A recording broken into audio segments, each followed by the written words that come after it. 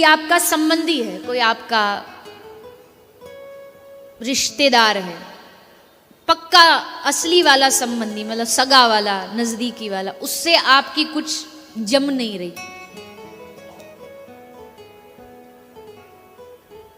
कोई आपका पार्टनर है, बिजनेस पार्टनर है, उसने आपको धोखा दे दिया, तो सबसे पहले हमारी उंगली किसकी तरफ जाती है कि इस आदमी ने हमारे साथ गलत किया।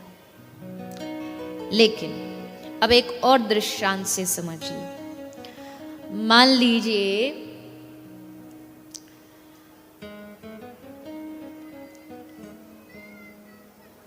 यहां ये हरी साड़ी वाली मैया बैठी हैं सबसे आगे, ठीक है? हाँ दिखा दो भैया, कैमरे में दिखा दो, तब ये ऐसे जाग जाग के देख रहा है, हरी साड़ी है बस वो देखो और कुछ नहीं। अब ये वाली मैया से मैंने कहा मैया जी हमको बड़ा जरूरत है पैसा की, थोड़ा पैसा उधार दे दो। तो इन्होंने कृपा करके 1 लाख रुपया उधार दे दिए और मैंने ये कहा कि चिंता ना करो, कल आपको मैं वापस लौटा दूंगी, कल वापसी आपको मिल जाएगा पैसा। उन्होंने कहा ठीक है कोई बात नहीं। अब अगले दिन ये फिर आए, दूसरे दिन। अब दूसरे दिन भी तो हरी साड़ी नहीं पहन के आएंगे, हो सकता है लाल पहन के आ जाए, लाल रंग का कपड़ा पहन के आ जाए। जब ये लाल रंग का कपड़ा पहन के आए मेरे पास और कहें कि आपने कहा था पैसे आज मिल जाएंगे, आज दे दो। तो मैंने कहा आप कौन? मैंने तो आपसे पैसे लिए ही नहीं। बोले नहीं कल तो आपने पैसे लिए थे। बोले नहीं मैंने तो हरी साड़ी वाली मैया से लिए थे, आप तो लाल साड़ी वाली हो। तो क्या बोलेंगे कि अजीब, बड़े अजीब आदमी हो, कपड़ा ही तो बदला है, मैं थोड़ी बदली हूं। कपड़ा बदलने से व्यक्ति थोड़ी बदल जाता है, वस्त्र बदले हैं आदमी वही है। ठीक उसी तरह मान लीजिए पिछले जन्म में हमने किसी के साथ धोखाधड़ी करी, किसी को कष्ट दिया, दुख दिया, उसका पैसा हड़पा। अब अगले जन्म में ये दोनों फिर से मिलेंगे, पर फर्क अब इस जन्म में ये होगा कि जैसे कपड़ा बदला वैसे शरीर बदल के मिलेगा। ये किसी और नाम से जन्म लेंगे, ये किसी और नाम से, नाम बदल जाएगा, रूप बदल जाएगा, पर आत्मा तो वही है ना जो पिछले जन्म में थी, जिसने उसको धोखा दिया था। अब जिसने पिछले जन्म में उसको धोखा दिया, इस जन्म में आके अब उसको धोखा मिलेगा उससे जिसको दिया था। अब जब धोखा मिलता है तब हम क्या कहते, अरे मेरे साथ ही ऐसा क्यों, मैंने ऐसा क्या किया, मैंने तो इसके साथ कुछ गलत नहीं किया। आपने इस जन्म में गलत नहीं किया, लेकिन पिछले जन्म का हिसाब है किसी को। पिछले जन्म में सिर्फ शरीर बदल लिया, जैसे कपड़े बदल लेने से हिसाब नहीं बदलता है, वैसे शरीर बदल लेने से हिसाब किताब नहीं बदलेगा।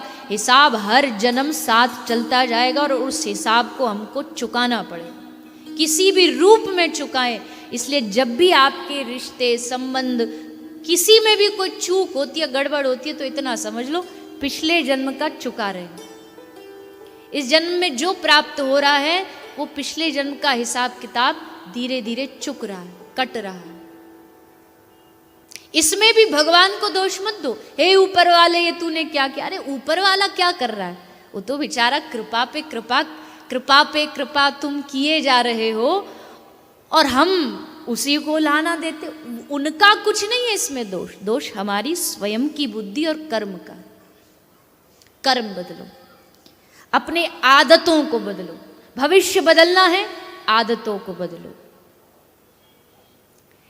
एक बड़े महापुरुष का वाक्य है कि you can not change your future but you can change your habits and your habits will change your future. भविष्य बदलने के लिए आदतों को बदलना जरूरी है। अब आदत तो है, माफ करना, आदत तो है पशु से भी निकृष्ट, और चाहते हैं कि हमको जीवन मिले देवताओं से भी अच्छा। पशु से निकृष्ट का मेरा मतलब है जीवन में कोई सदाचार नहीं, कोई पवित्रता अपवित्रता नहीं, कोई भजन ध्यान नहीं, बस मौज मस्ती में जी रहे हैं, खा रहे हैं, पी रहे हैं, ना कोई भगवान का ध्यान, ना हृदय में दया, पशु पक्षियों को मार मार के खा रहे हैं, चोरी अनीति का धर्म कमा रहे हैं और चाहते ये हैं कि हमारा जीवन एकदम आनंद से भर जाए। कभी नहीं भरेगा। आदतों को बदलिए।